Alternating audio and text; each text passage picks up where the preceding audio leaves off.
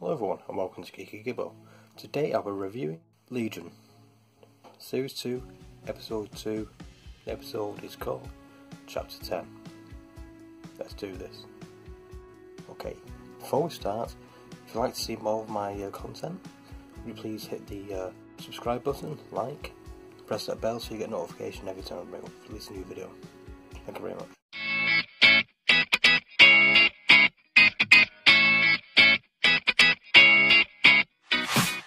I find the best thing to do when you start a review is start at the beginning, the opening scene. The very first opening scene starts with a picture of a rotating lollipop, which confused me quite a lot. It focuses out.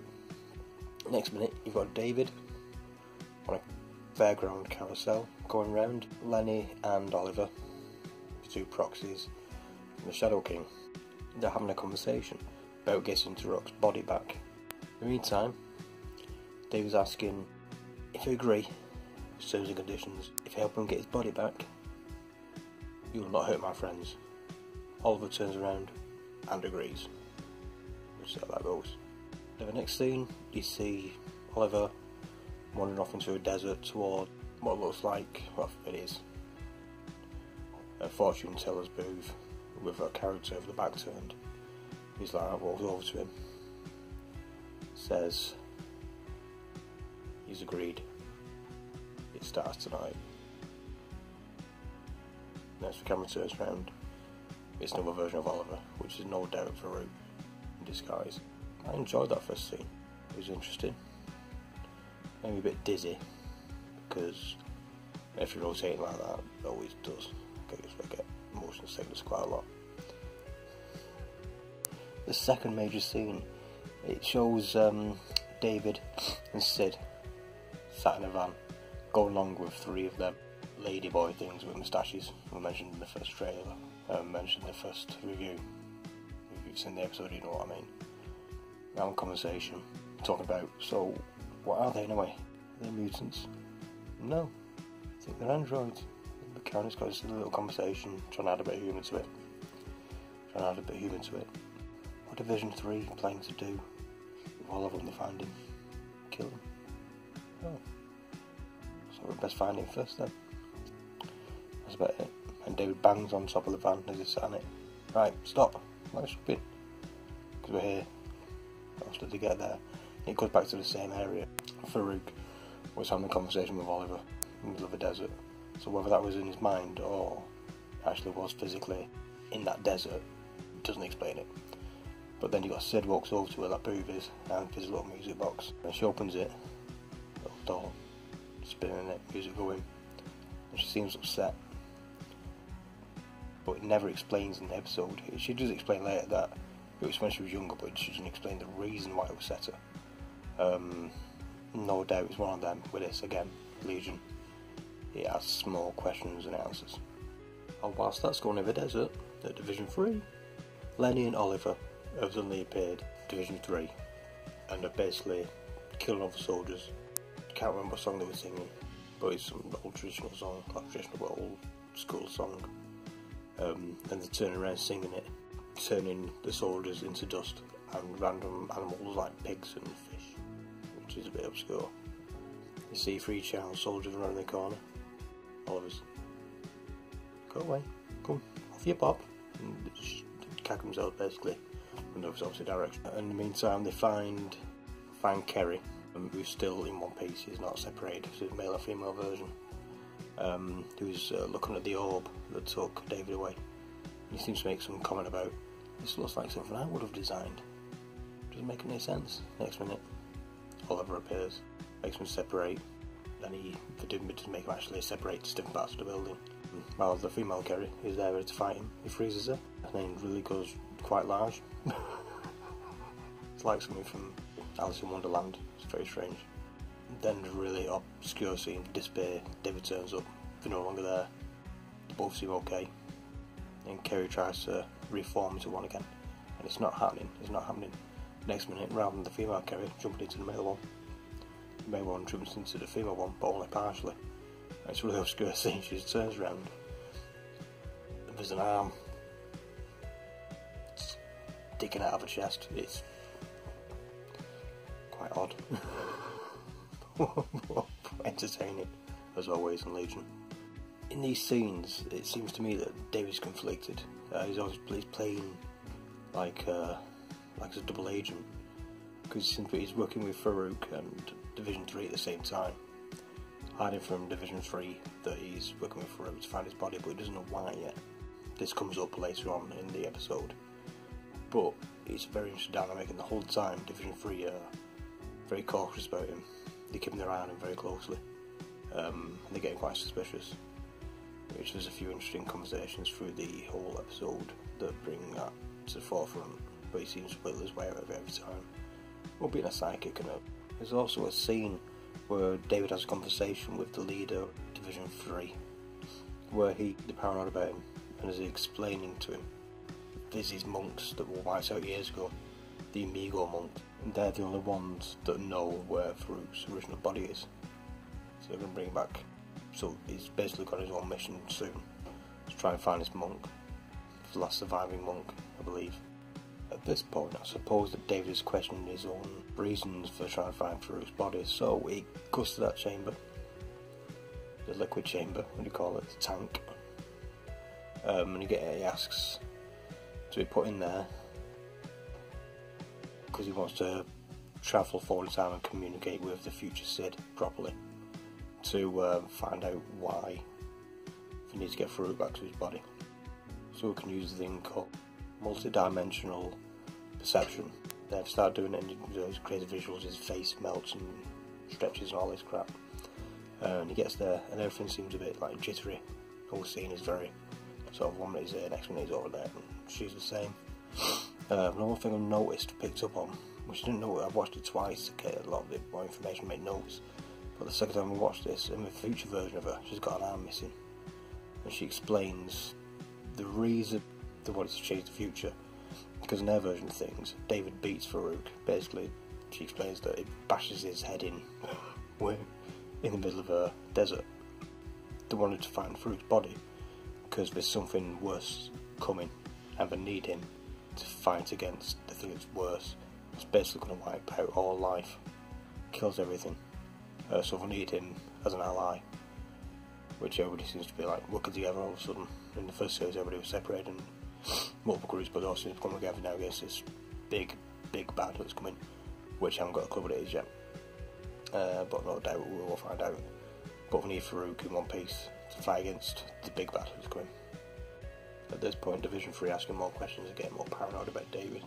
After he's come back from chatting to future Sid, and David decides to go to his room, locks the door, and puts himself in a meditative state to try and find Farouk. Then he wakes up after he's been in a state in the middle of that, like, it's not desert, it's more of a cornfield, dried up cornfield, and that's Booth is there again. He walks over to it, expecting to see Oliver there, and sees Farouk, who he actually is, face to face for the very first time. The actual plays Farouk, I recognise him from something, as long as I can't remember names. But the actor who plays him, he plays him brilliantly. He's really sort of arrogant, he's comes across really arrogant and smarmy, and he's got this smile. He's just, through the whole thing, he's grinning his head off at David like his superior. He keeps trying to get across to David that he should, round holding his powers back, should exercise them. Basically says, we could be gods. Remember John Lennon, like John Lennon said, we could be bigger than Jesus. It's like, that's controversial then, but controversial now. And they have a bit of a conversation, and then it breaks into, again, rather than a actual fight scene, a piece of creativity, like Legion. You don't get like battle scenes where you get this, and it's another, it's like a brilliant scene. They're both suddenly like in wrestling equipment, proper sports wrestling, not WWF, right? Not WWE as it is now. But they're facing off together, they start wrestling a bit, but they die. It's the music and everything, I didn't like it. Everything a bit creeped out, it had a bit of a homoerotic vibe to it, and then it was like, and it gets a bit crazier, because then start using the psychic powers. Next minute, Farouk turns into a samurai, he's got a samurai sword. Like, it's like something you'd seen in a Warner Brothers cartoon.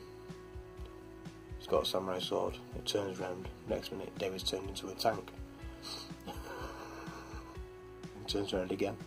And Fruit's become a tornado and a storm. Shooting each other, shooting bolts of lightning with tankies, shooting cannons. And then just wind blowing everywhere, and they're both still wrestling. And then it breaks off from that, and then they're both still sat there at that booth again, having another chat. And David tries to get the point across to him that, why should I trust you?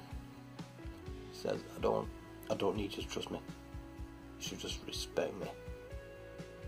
And he asks him again, if I do help you, please, promise, you will not hurt my friends.